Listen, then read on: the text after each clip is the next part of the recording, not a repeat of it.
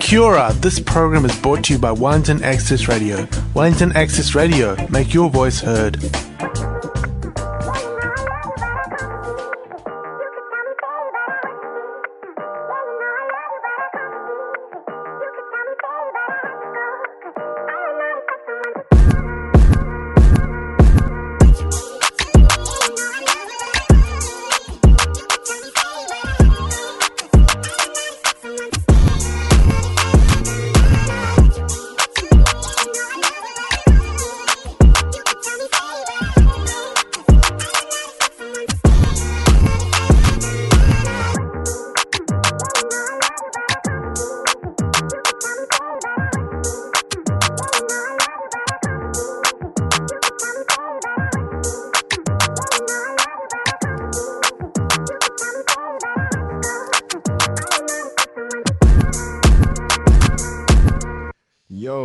Welcome to The Blackhouse on 106.1 FM. Welcome to The Blackhouse on 106.1 FM. FM. You're here with Eddie and Nani. As always, we have Onkyo here. Just doing some live streaming, some social media network. Our absolute social media master, Onkyo, in the house. In the house. So yeah, we got kind of two things kind of different this week. I don't know, we're trying to try, obviously we like live streaming. We're going to try from here on out, trying to, stream the show. We are trying to master the YouTube algorithm. This is day one. I'd like you to watch our progress. Stay tuned to this space. On day, let us know on day, 28. I know, right? 28 days later. 28 days. Wow, that kind of looks inside. Yeah. Right. And obviously the second thing today is Leah's not in studio with us today, and so for the next few weeks it's me and Nani at the helm of the ship. That's right. Just kind of trying to stare it in some kind of direction. So I guess that we wanted to do this week, just because it's our first week as your main host, that we wanted to kind of introduce ourselves a little bit. Absolutely. And just let y'all know what we're about. Which is some premium nerd grade nerd stuff. Yeah, so my notes. Black academics. Yeah. So nerdcore. My notes I got down is The Black House, episode 43, and I've just put the blurred experience. The blurred experience. The black nerd experience. The black nerd experience, day one. Before we move on, I do want to be anyone who's here and listening, send your positive vibes and healing vibes out to Leah. She is a powerful force in this universe, and I want to make sure that she heals well while I usurp her throne. She was like, I went to visit her the other day, and she was like, "Oh, just send me some songs. I'll do some research. I'll do some bios and some stuff." And I was like, "Just take a break, jeez." I know, right? Calm down, girl. Read a book, read a book. Read a book.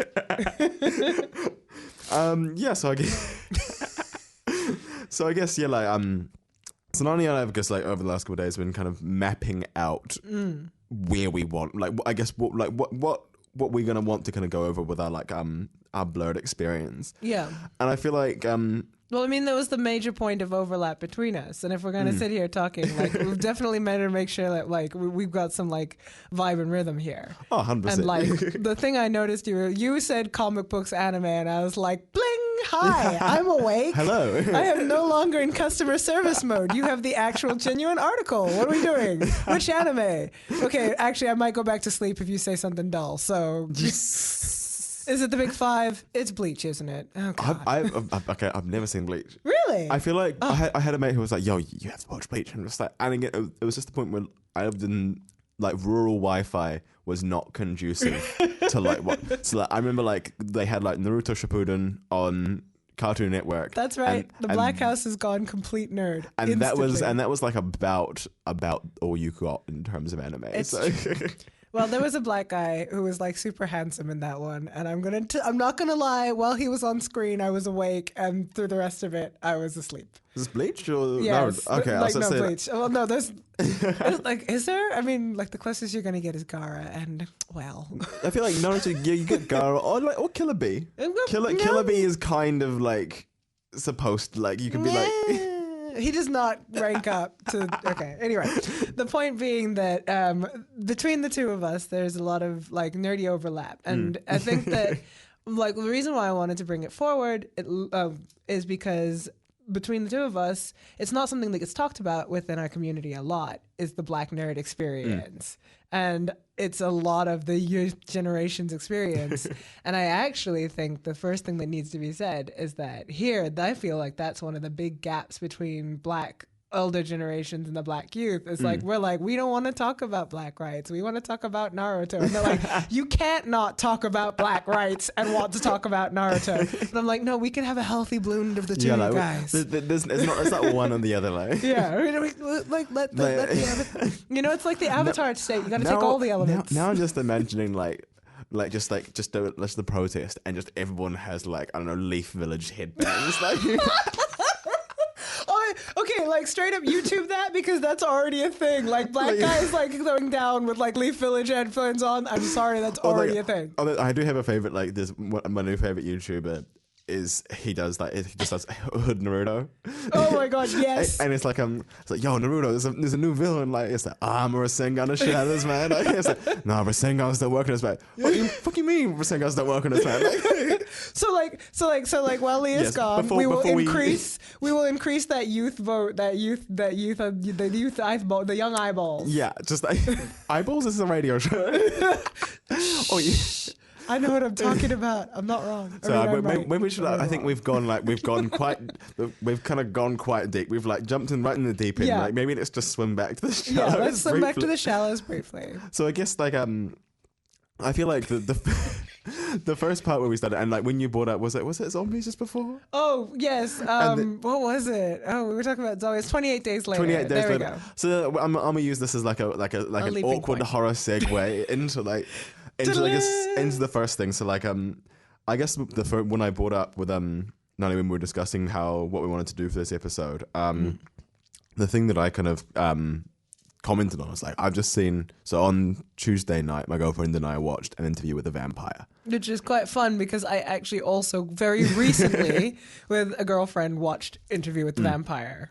And then so the thing with that movie was that I really it was an enjoyable movie. Like it was a good movie, but there's some like weird bits, like, especially like from a Black audience side of things, where it's just like that are really grating. So I had like a list. I had like the three things that I found really kind of jarring, and I think I'm probably supposed to feel that. But but the first one was like the basic premise of the main character is like a slave owner, like he's like a New Orleans slave owner, and then obviously like you kind of background of the movie, it's like a New Orleans slave owner becomes a vampire, and it's like following him and his vampire companions through history. Yeah. And I think that was the big thing. Just quietly brushing over the whole being a slave owner as quietly as they can without looking completely unethical. And then obviously the second part I found really jarring was like for a good, like, I want to say like quarter of the movie, the only people who get fed on by a vampire are slaves. And it's mostly Black women, but it's like... I mean, an accurate depiction of history, but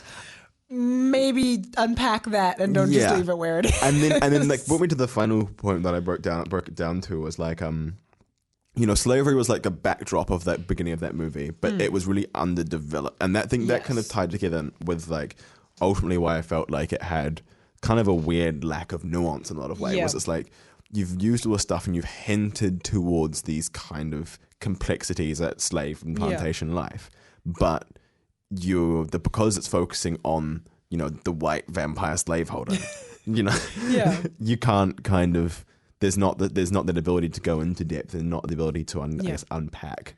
Well, I mean, watching media as a Black person as a whole, I honestly think that that's another thing that ties right back into the being a nerd. It's like, you're young, you're Black, you're looking for representations of yourself in media.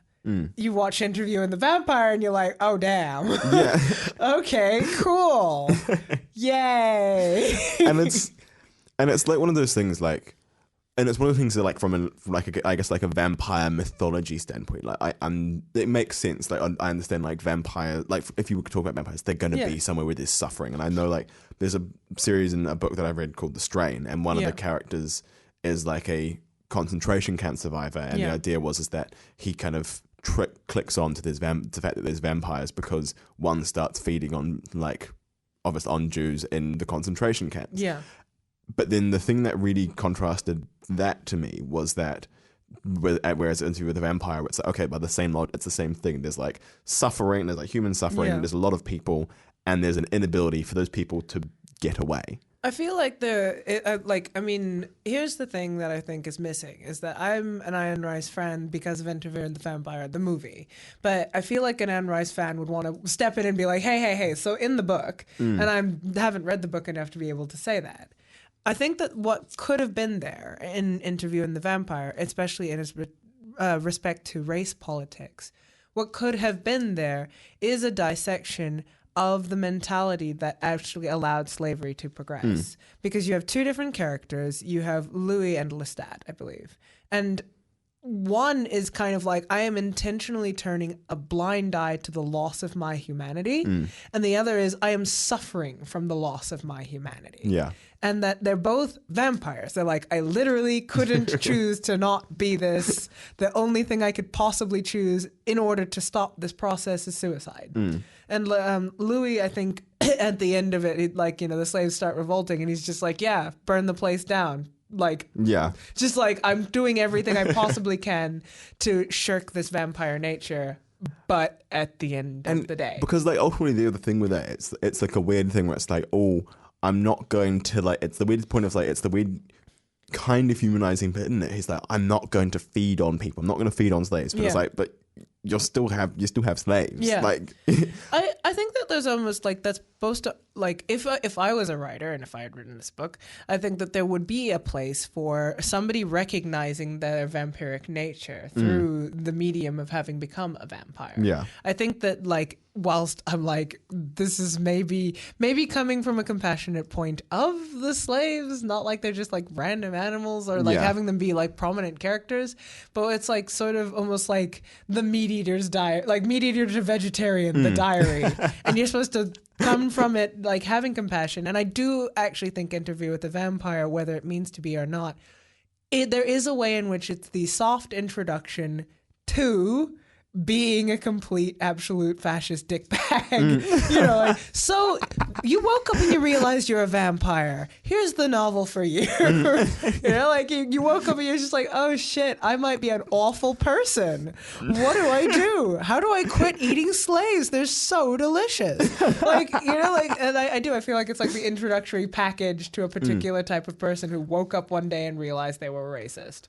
and I suppose like it's interesting, and I find, I guess because it kind of doesn't go down, because I think there's two ways you can do kind of vampire fiction, which is, I think, like the Interview with the Vampire, and I think Dracula does it a lot, kind of the romantic kind of idea of vampire. And then there's something like The Strain, where it's a very monstrous idea of it. And I think you can, it's one of those things that I think vampire mythology in terms of reading it's a really good way of examining, like, obviously, like, class, or like, so I know, like, in The Strain, like, the people who first start being attacked by vampires are obviously, like, it's set in New York, are homeless people in New York, because, like, they're the most vulnerable groups. And I think, like, I think it's a really good way. I think if you're looking at a piece of vampire media, I think it's a really good way of, like, breaking it down. It's been like, well, who's the vulnerable group in here? Like, who's the target here? Like, very much so. I think that is a wonderful way of looking at it. Like, they do eventually start feeding on the wealthy elite. I think the funny thing is the first one who goes down is, I think, that woman's dog. Like, there was like a fat aristocrat woman, and like her dog gets eaten, and like, what is it? Lestat is just so disappointed. He's like, oh my God, really? Like, I made you this beautiful meal and you're going to eat the dog? Like, what is wrong with you? and then, and I feel like, I think that, there's other ways, like, so, like, I think you can extend that kind of idea of, like, obviously race and, like, vampire mythology kind of other ways, because I feel like, because wasn't there, like, during the blaxploitation era, they did, like, a black version of Dracula. Blackula. Yeah. And it's one of those ones. Count Blackula. Yeah, I've heard the name. I've seen, like, some of the shots. You genuinely cannot fathom the concept of a Blackula, right? I just don't know what it's gonna be like. Do you know they straight up have now a thing that you can get, which is gold grills with fangs? That sounds like That sounds Do like you want the black vampire experience? that sounds like I remember seeing like photos of the Wu-Tang Clan. I know like RZA back in like 1997 had these gold fangirls. Yeah, gold fangirls. Like, welcome to the best part of history. Let's do it. Okay, so like my take on Interview with the Vampire is like, one, I watched it when I was very young and I had no racial political understanding. And you're right. If you do not have any cultural, racial, political understanding, all you get is the romance of two gay vampires who adopt a baby girl and like burn their house down and have these like gay marital problems. Like that's all you take away because it's all you have context for. And then you come back and you rewatch it later in life, especially if you're black, and you get all of that like racial slavery context, and you're like, this is a different movie. Holy shit. And then like, but from my perspective, I was also totally drawn into the romance of vampire, and I feel like there's like not exactly an empathy for like the whole romance of the vampire, but like. Then we got Blade. Then we got Eddie Murphy in Vampire in Brooklyn. So this is the transition from like blacks and vampires to black vampires. Yeah, right? Like not blacks and vampires. Then we had like the half-blood Prince Blade and his revenge fantasy of justice. And I'm like, I'm sorry, I actually feel like the struggles of these, like it kind of puts in a fantasy context an experience that black people had that we can then deconstruct and use in order to explore similar concepts. Like the truth is, from a historically black American perspective, there was probably a slave who you could say it was functional identical for them to be owned by a vampire or by not a vampire. They probably would have been like, I do not see the difference. Like none. There is this thing that causes me pain and I guess leaves me drained. Leaves me drained, causes me pain, and leaves me with no dignity to speak of. And I'm a ghoul in their in their space. I'm nothing more than a ghoul. Yeah. And I think that like being able to explore that through the medium of vampires is actually like a very powerful narrative tool. Yeah. And I think that it was very powerful for us to then have half vampires who go around with katanas because they're totally culturally appropriate for that setting. So the context of this is I was sitting in Burgerfield having lunch and finishing off my notes, and I just thought to myself, and I was thinking about Blade. I was like, is Blade like a mixed race revenge like identity quest fantasy? Where so the idea of like the premise behind Blade is that Blade is like he's like a day walker. So what happened is that his mother was bitten by a vampire when she was giving birth. So he's like half vampire. Yeah. And the idea was just like, well, what if that's in some way like a representation of like, the identity crisis that a lot of like biracial mixed kids going to go through. Yeah.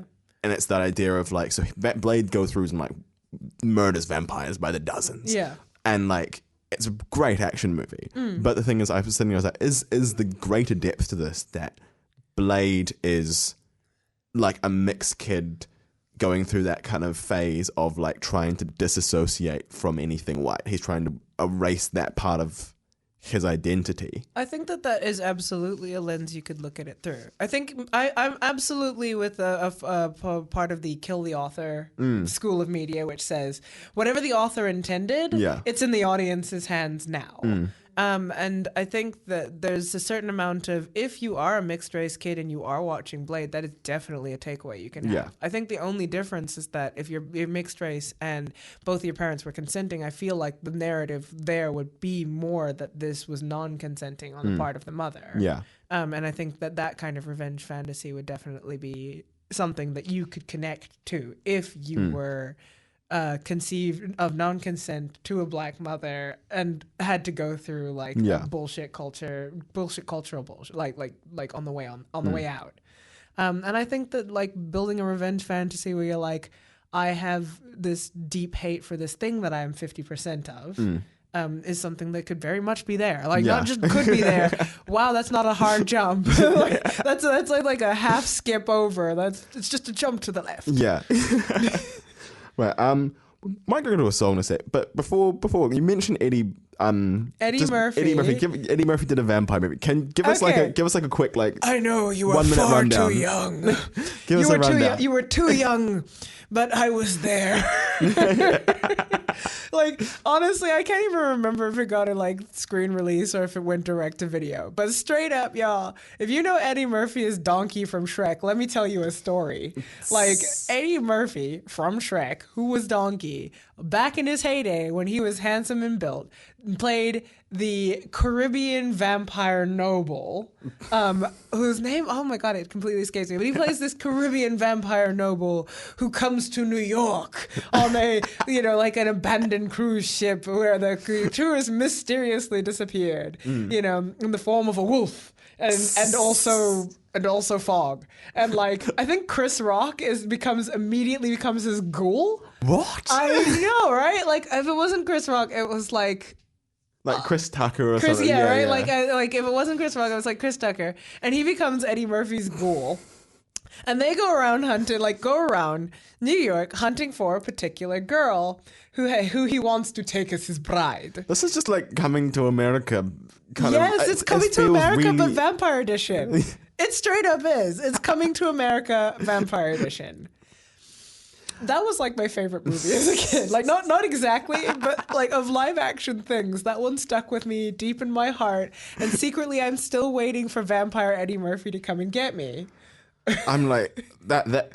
I have feelings about it. Like, I have to watch this. Like, I'm gonna watch it. Yeah. I'll let you know when I watch it. It'll be like the next week. I'll be like, I have so many things. You have the thoughts, questions, theories. Like, you're gonna come back with that conspiracy theory board with like the red string, and you're gonna be like, and here's how this all breaks down. Yeah. No. Blackula, that was the joke at the time too, is that this was Blackula, but the thing that makes that movie work is that like the ghoul is taking all of the comic relief. He is literally relieving every spin of comedy. It is funny because it's done straight. Yeah. There is not Eddie Murphy never breaks character ever. Well, that's the thing that's good about I think everybody obviously thinks about him from the comedy standpoint, but I have seen a lot of stuff with Eddie Murphy where it's just like, okay, he's a great serious actor. Yeah, he is. Anyway, so we're just gonna sit here and be like, so Eddie Murphy's an awesome guy, and I'm like, well, I stand by it. Okay, like, look, Eddie, 100%. If you're listening, I love you. You're great. Yeah, please come on the show. Yeah, Eddie Murphy, if you're listening, get in touch, and I'll bring you in the studio. I know, I love that because it's like, Jesus, if you're listening, like, God, if you're there. Which for some generations of young black people, that is really what it is. It's like, Eddie Murphy, if you're listening, I got some things, like, Please respond to my text. Please respond to my text. Like, he was like the universal black dad for us who like didn't have a dad in the house. Okay, so on that note, we're going to move on to our first song. So the song is Ginger from D. Matthews. So D. Matthews is known for his kind of like idiosyncratic style and his abundant charisma. This is Leah's writing. This is great. And inspires the audiences through his like blend of Afrobeat and rap. The production for the song is from a DJ duo called the Sweet Mix Kids. They've played some like mean parties. They've done like Coachella, Wanderlust, and R&V, obviously for New Zealand. So D. Matthews is Auckland based, and I think he's a great way to get a party started. So I think let's kick it off with there. So this is Ginger. Yes.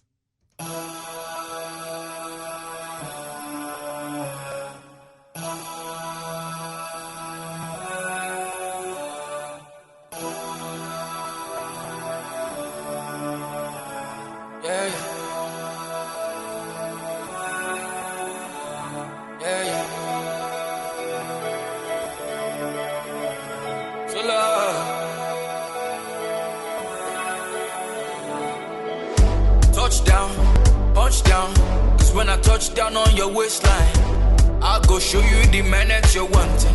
I'll go give you the thing that you're longing. Baby girl, make I give you my love. Baby girl, make I give you my trust. Speed it up, give you the takedown. Beat it up, give you the shakedown. Give me that sexy thing, girl, wind up that thing, oh I. Girl, give me that sexy thing, girl, wind up that thing, oh I. Girl, give me that sexy thing, girl, wind up that thing, oh I. Give me that push, give me that ginger, give me that louche, give me that ginger. Ginger, ginger, ginger. Girl, ginger, ginger, ginger. Give me that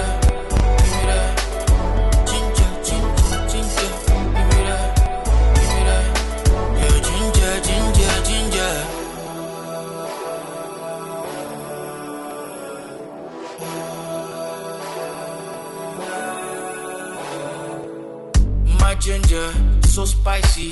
I need her forever and ever. Give you love whatsoever. Keep you close cause I'm clever. Baby girl, you light up my fire. Baby girl, you be taking me higher. Slow it down, give me some loving. Cause you be the one that I wanted. Give me that sexy thing, girl. Wind up that thing, oh I. Girl, give me that sexy thing, girl. Wind up that thing, oh I. Girl, give me that sexy thing, girl. Wind up that thing, oh I. Give me that push, give me that ginger. Give me that louche, give me that ginger. Ginger, ginger, ginger. Girl, ginger, ginger, ginger. Give me that, give me that. Ginger, ginger, ginger. Give me that, give me that. Girl, ginger, ginger, ginger.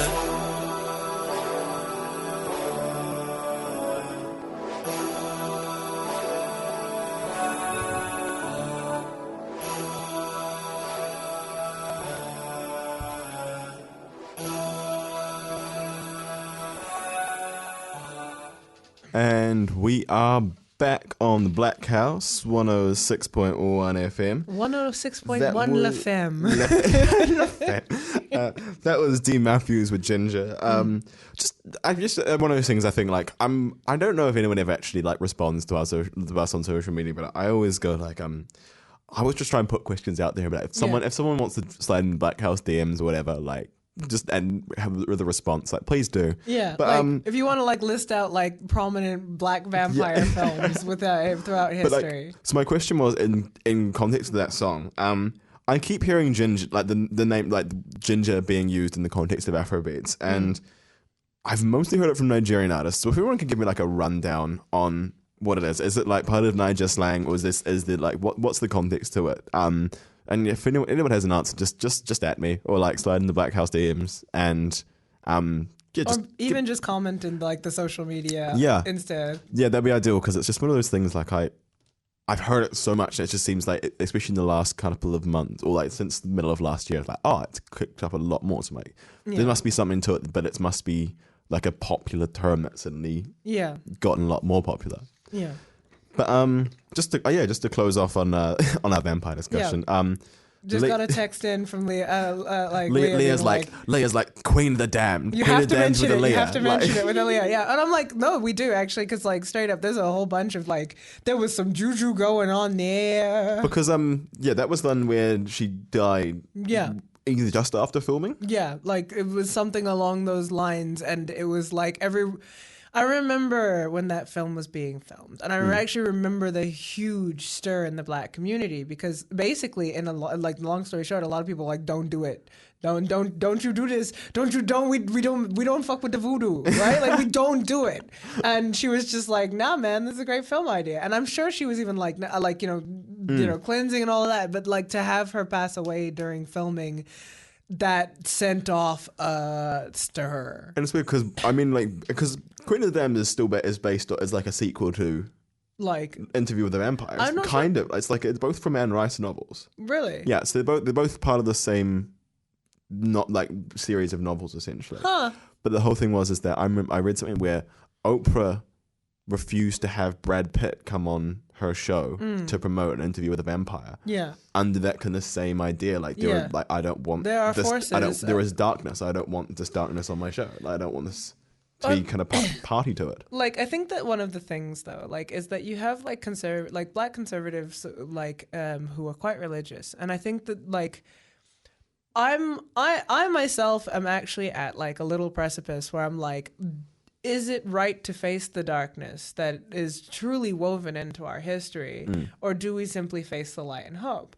And I'm like, there's probably some nuanced conversation between the light and darkness that we are currently manifesting. Yeah. That's what it means to be human, if you ask me. But I also think that it's worth accepting that if you do start playing with that voodoo, it might bite you, and the voodoo bite is real.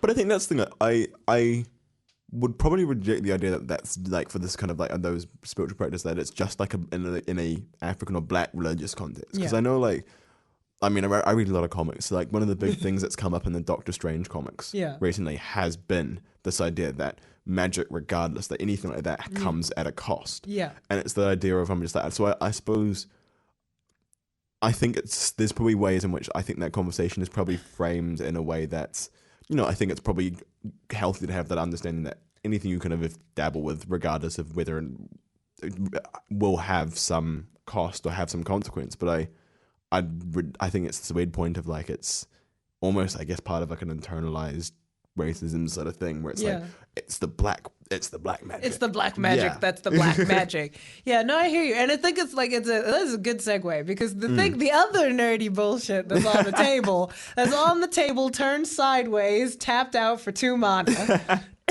Both black. That was a much better transition than what I had. I've been like trying to play around with the idea of Magic the Gathering and then like something like collecting spells or something like that. Well, son, I've been playing Magic since you was in diapers. Like, so like, okay. I like being a radio show person because now everyone gets to hear my stupid voices. So first to kick off, I suppose like it's probably a good idea. Like, introduce Magic the Gathering. So like, hi, we're black. We play Magic the Gathering. So I know you don't think we exist on both sides of the field, but we do. Yeah, so Magic the Gathering is like, I guess it's like, I remember like, it's like a card game. I guess it's like a trading card game, but it's like an occult trading card game. Yeah, that's another one that like came up. Like, so Magic the Gathering is like, if you know like Yu-Gi-Oh! And Pokemon cards, like Magic the Gathering was like the first card game like that. And there was like a spell in the 90s where like, a whole group of, especially in America, like a whole group of parents were like, no, we do not let your kids play Magic the Gathering because it's satanic. Yeah, no, there was it was like they did that with Pokemon too. They were like, they're these evil demon creatures, they're summoning hell monsters. Like, and they did this with Magic the Gathering where they're like, do not let your kids play these. They did that with D&D. They were like, they get into basements and they summon the devil. And they'll join covens. Like, I'm like, okay, look. So I got some friends and they happen to play like. I think it's so funny because you go in and you actually meet these people and they're the straight up most wholesome people. Like rude, like drunk drivers, but straight up sometimes the most wholesome people you'll meet in your life. So I guess like, funny, I guess the idea of Magic the Gathering is that you're like 2 wizards doing battle and like you're pulling like like you're pulling these kind of monsters and stuff from across the multiverse to like fight each other and It's great. It's great fun. Like it's you know the longest running kind of trading card game in the world. It's the way that I've always seen it is like what how did you get into it, by the way? So, like I'm just like I am from a long line of proud nerds, and like my nerd heritage was passed down from grandfather to older brother to me, like basically I inherited a collection, and then I went on to not have anyone to play it with because all of the nerds were like, I don't know. You're a bit not classically a nerd. I'm like, it's because I'm a 6'3" black female, isn't it? And they're like, yeah, a little bit. And then eventually I found a play group and went on to marry for 15 years and then divorced the person to whom was the person who taught me how to play Magic. So starts beautiful relationships. I'm like, I am in the process of, I guess like my girlfriend, I've been like, yo, do you want to play how to play Magic? Because I got into playing Magic with hobbies, y'all. I think I started out with like I taught my little brother how to play. I bought 2 decks of cards and it was like taught my little brother, and he was 7, so he didn't really get it, and I was like 13, so I didn't really get it. And then now it's one of those things that whenever I go home, it's like, okay, like game of Magic, and it's good because now he's 16 or almost 17, and gets it now. Yeah, and it's great. Like I think that the thing is, like, for the initiated, I don't have to tell you shit. Like, you guys know. Like, if you get into it, it's almost like they say. If you probably get into it, it's a fun strategy game, and it's a really good thing to bust out. And you can really pathologize people by the kind of decks they play. Like, you're like, oh, you're a blue player. Roll my eyes.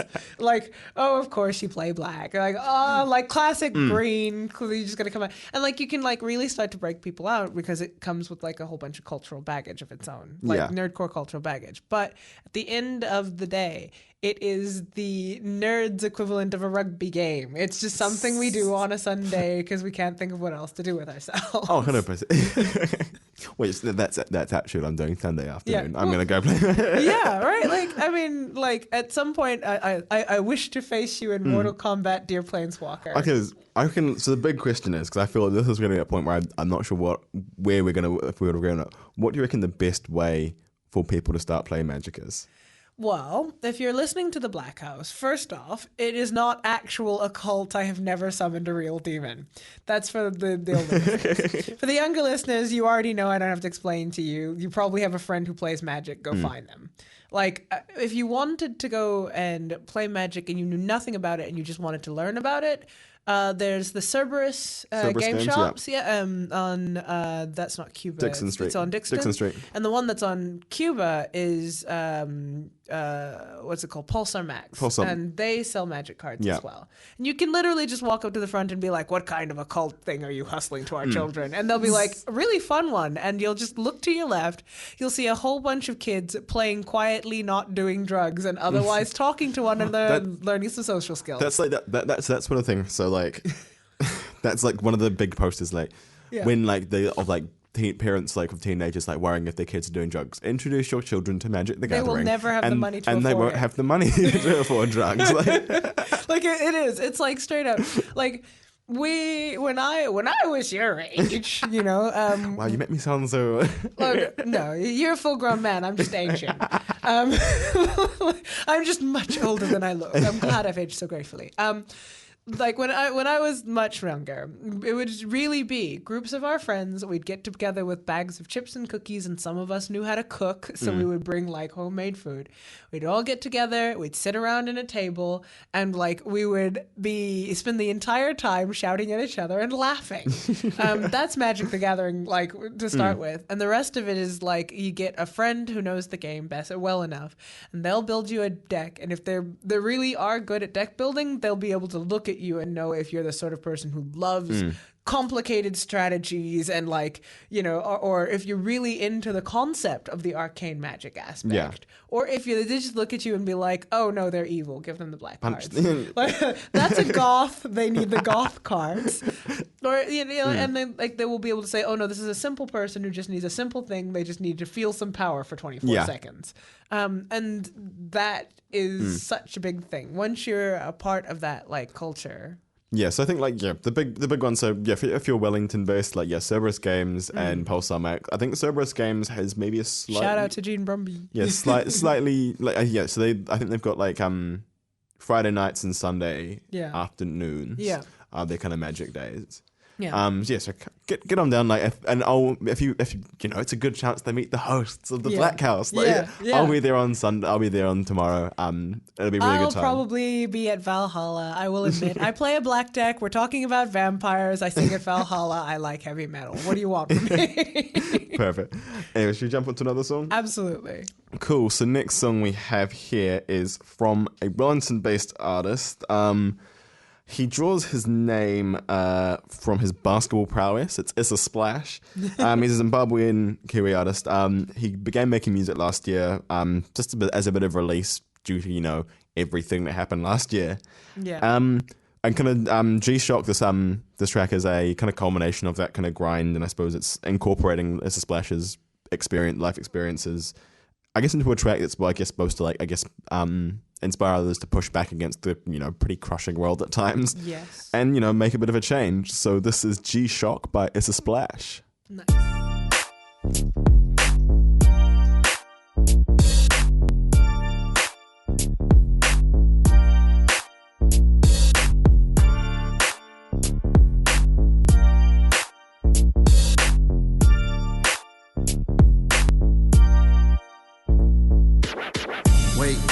Not the type to soul poke, but I'm still a drug dealer cause it's slang dope music. Spent some months in the lab, I had to work on my jab. Now my shit hit harder, music for the bruising. I ain't selling no dreams and I ain't preaching no hope, but if you follow my gram, you might just hit a score. I don't fuck with the fake, and even if that is shake, I stay away from that cake, I'm on the healthy Floyd. Kanye told me what don't kill me, only make me stronger. So what don't make me stronger, only gonna kill me. If it kill me, I'ma kill it first. Like this fucking verse, cock it back and burst. Put it in a hearse and put it in reverse. Drown it in a a river, like my fucking liver. Baby, sit with me and help me, baby, sit some liquor. I'm looking in the mirror, it's only me and you. Anxiety, sobriety, just left the motherfucking room. Bitch, I'm back with the game on my back, and I got me that new G-Shot. A, tell your man to be quiet, this my time, you about to get your G-Rock. A, I'm the GOAT when I'm sipping on my liquor. She in love with a kid in my zipper. I'm the truth in the gram, and I'm live with a stripper. Wait, you like what I'm doing, you don't like the one doing it. You eyeing my queen, you eyeing my shoes. You think you look good in them, I bet you would. You switch if you could. I'm gonna win so much, you hoes are gonna start to wonder who hurt me. It's the vengeance force for the bitches who curved me. All the little rappers that think they can serve me. I'm the oldest brother, I'm not allowed to disappoint. I still got a bigger brother, tighter than a joint. You shank a stupid nigga just to prove a stupid point. On my mama's side, I've always been that dude. I'm the S on the chest, that's the way that I'm viewed. Try to run from the pressure, let the devil amused. Mama died, daddy died, left some offers behind. I'm the biggest hope, couldn't break the mate if you tried. Bitch, I'm back with the game on my back, and I got me that new G-Shot. A, tell your man to be quiet, this my time, you about to get your G-Rock. A, I'm the GOAT when I'm sipping on my liquor. She in love with a kid in my zipper. I'm the truth in the gram, and I'm live with a stripper.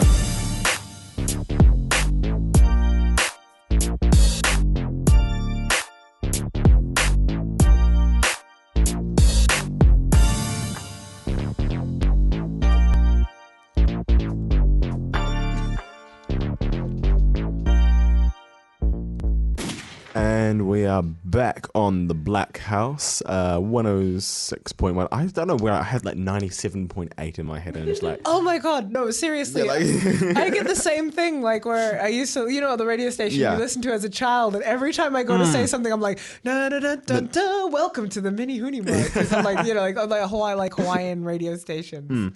yeah. So that was G-Shock by Essa Splash. That was good tune. That was funky. Like that's that's almost like West Coast. That was like G-Funk almost. And I'm like, honestly, I feel like I was transported back to California in 1995. I got some pink rollerblades on and like some booty shorts. Oh, that's me. That's wild. See, I guess like moving on. I guess like a really good thing from like working down the hierarchy of nerdy stuff, and it's on my mind because is RPGs, because tabletop RPGs like D&D, but welcome to my territory, son. Shall we run a campaign right the heck here and now? So it's one of those things that I've always had like a really big interest in, but I just haven't either had the drive or the group of mates to kind of go get involved with it. And I guess like, so I find it interesting from RPGs because I think there's an interesting thing that comes up with race. Because I think a question I want to put to you is, do you think that kind of, I guess, real world perceptions of race and ethnicity can be impeding to, trying to build like an RPG, to try and tell a story, like an adventure story, and try and play in that role? Like everything you're saying, and like my mouth is straight up stooging with the sheer amount of things that I want to say. I'm like, you only have, like, you just basically said, so what is the meaning of life? And you have 3 seconds to answer, and I'm like, shit. Like, I've got so much to say. RPGs and JRPGs and tabletop RPGs and straight up like video game RPGs. Yeah. That's my turf. I'm literally building an RPG as we speak. That's me. Like I can't wait to play this. Right? Like, I want to play this. Yesterday was Game Dev Day, and I love them. And I think that part of why I love them is because, as a Black person, exploring concepts for myself in such a completely unrestrained environment is like the most wild and wacky thing. It's the most almost like rebel thing you can do as a Black person and be like, say, I'm going to be whatever the hell I want. If that's an orc or an elf, that's what I am today, and you can't stop me. Yeah. Today I'm a fairy princess. Tomorrow I am a skull queen. Don't question me. To know, like, like the experience of getting to self-narrate one's experience is something that has been taken away from like huge swathes of the Black diaspora for basically, hundreds of years. Yeah. And I think that like there's an actual outlet within the building of worlds where you can be like, and in this world, slavery didn't exist. Have like 30 seconds where you can just totally be like, that just didn't happen. Or in this world, you totally are part of that uprising and revolution. And like being able to experience all those different narratives, it's so huge. Because like the thing I kind of had was I wasn't like, it was like a long conversation with my little brother. That totally didn't answer your question. Yeah, well, I suppose I'll add some more context to it because I guess because I had like my little brother was like does a bit of dungeon mastering for like his group of friends, and I just got bored over summer and we're like, oh no, let's do a character sheet. Yeah, and it was this weird point because we got kind of caught up on this idea where I was like, yo, I want to play a character, but I want to play a black character. Yes. But then the problem is that in these kind of worlds that like obviously are like fantasy settings, they're not representative of Earth and of our world and of our reality in any way.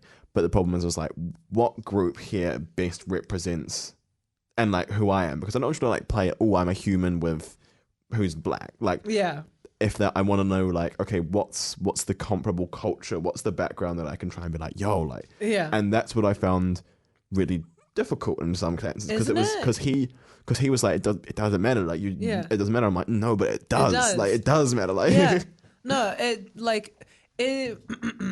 Okay, I'm gonna organize my thoughts and I'm gonna put them out like one by one. So here's the thing.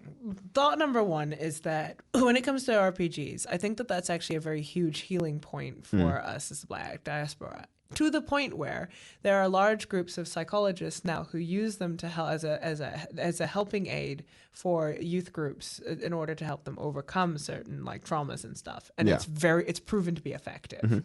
Thing two, yes, oh my God, when you're like, the moment you're faced with the concept that you could have any world you want, you get faced with how much internalized baggage you have.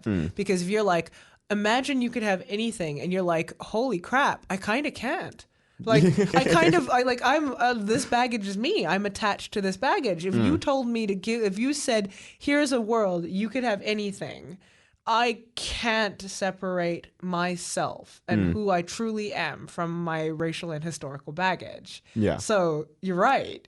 Like, you're 100% correct. If he's young enough to think that he can because he still is young enough that he can, but the older you get, the harder that becomes. And it's weird because the other one, because I'm my girlfriend and a couple of friends of ours are like about to start playing the Star Wars RPG. And the thing is that there's certain, because I know Star Wars. Yeah. Because it's one of those things where like there's like my favorite character in Star Wars was Kit Fisto, and if anyone knows him, like he's this kind of like green, he's like kind of octopus head, but they're kind of like he's got these big kind of head of tendrils that like the dreadicals, but they're like dreads. Yeah. And then when I think Star Wars: The Clone Wars, like an animated series came out, and they had the voice actor did him with like a Caribbean accent. Yeah. And the problem is now is I'm trying to sit there and like I'm trying to work out like, so I'm like, I kind of want to play a character like that because in my mind that species, that because of that one character, because of that how I guess formative that one character was, I'm now just like that entire group is like a stand-in for black folk. That's like space Jamaicans. So honestly, seeing, oh gosh, there's so much to say. Yeah, I'm sorry. No, like you have like just I'm glad we have a couple episodes because someone needs to say some shit. Like seeing yourself represented ethnically in non-human features.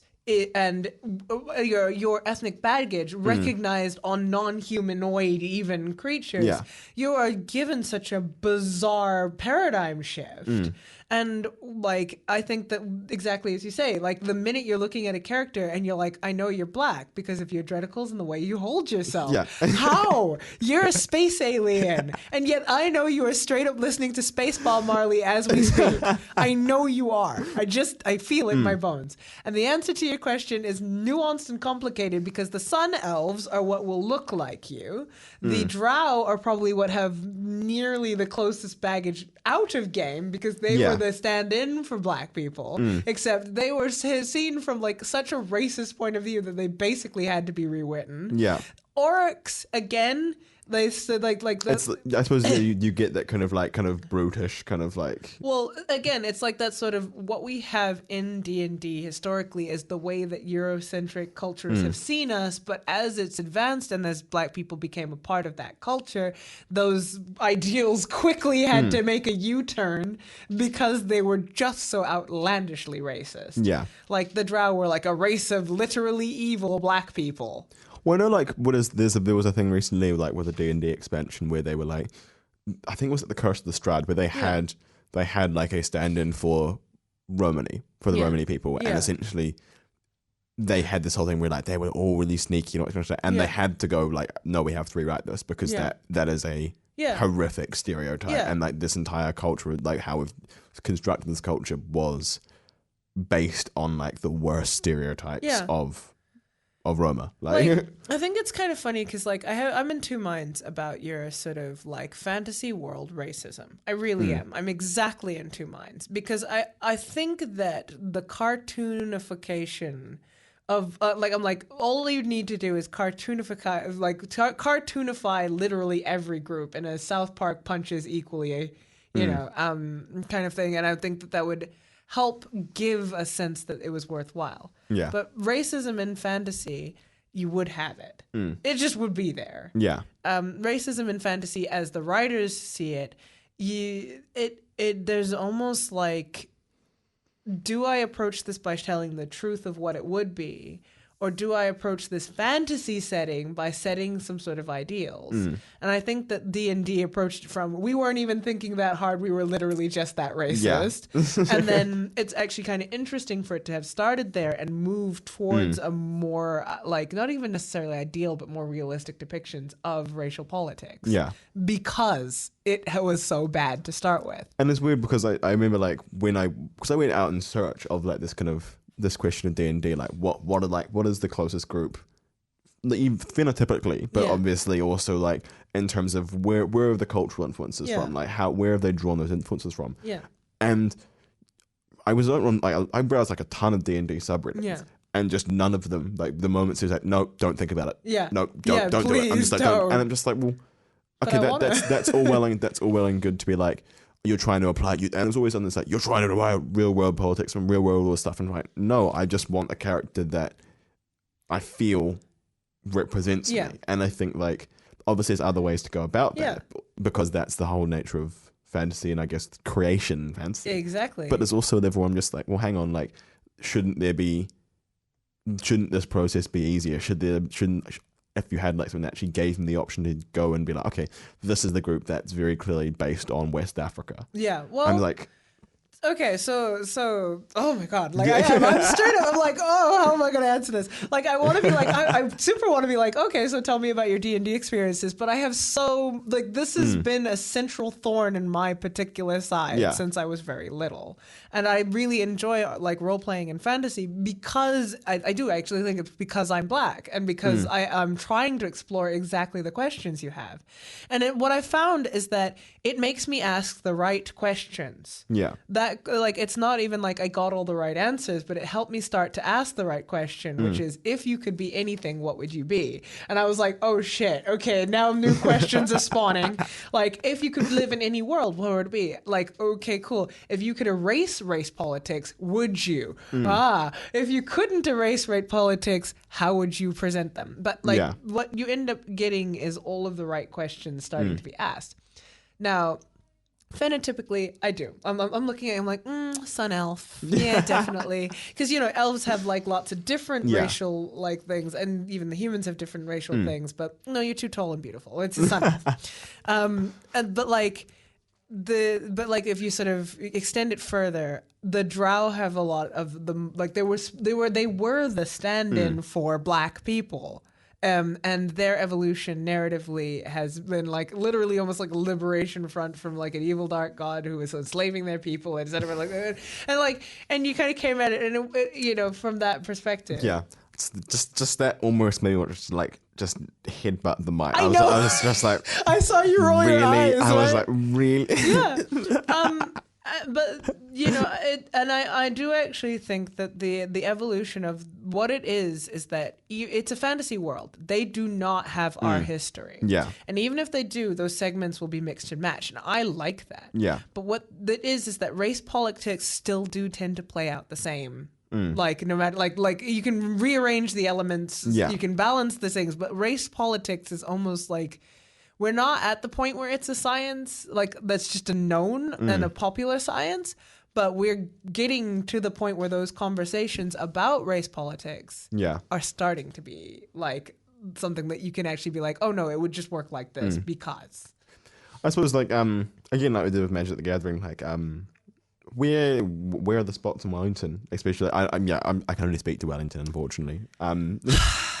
To My I guess dear find friends. some D&D or some My dear friends, here's the problem. The question you asked to start with, I'm going to tie it right back. Yeah, go for it. Because the question you asked to start with was like, okay, so you're like, do you think that being black impacts your ability to play D&D?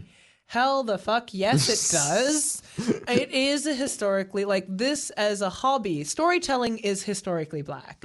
Like rather like there's a strong word to word like you Oral know, tradition, yeah. Oral tradition, thank you. Like oral tradition goes probably the furthest back in either Africa or like within the Aboriginal cultures. And that sit around and storytell and talk about our heroes and our gods and making up those like huge fantastic versions of real events. Yeah.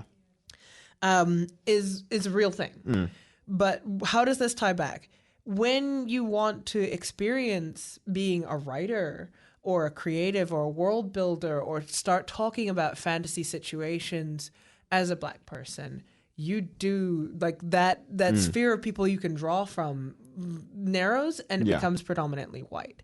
And I think that is a very interesting thing, and that is actually something I'm desperately I want people to push against. I'm like, if you are a group of young black people listening, please go find some awesome person to teach you D&D, and then I desperately need you to start building that culture of what do we want. Also, again, like this, I suppose this thing, like I guess it's kind of, I guess you know the blurred experience in the Blackhouse. We like to say, like I guess if there's a group of black folk that.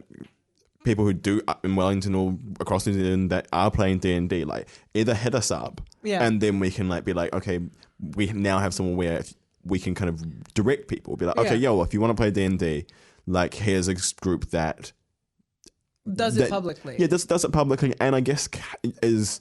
I think we're just gonna have to start a campaign. Yeah, has that space. And like I think it's just I'm like keen. Yeah, I'm like. I think that like because what I'm trying to say here in a nutshell is that D&D and role playing in general is something that's often quietly done in small nerdy spaces, and you will have right now probably 1,700 campaigns are going on in somebody's living room, basement, kitchen.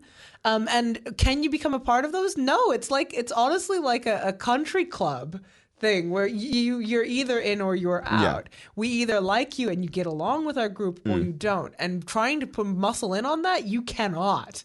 Like, because play dynamics are so delicate. Don't get up. But I would love to see groups of black people actually getting around together and like navigating their own narrative. Yeah, sweet. So I think that's we'll start a D&D campaign. We'll start so I've got to play some Magic the Gathering. Magic the Gathering and D&D. We've got to watch Eddie Murphy's Vampire. That program was brought to you by Wellington Access Radio. Get your voice heard. Thanks New Zealand On Air for funding accessmedia.nz.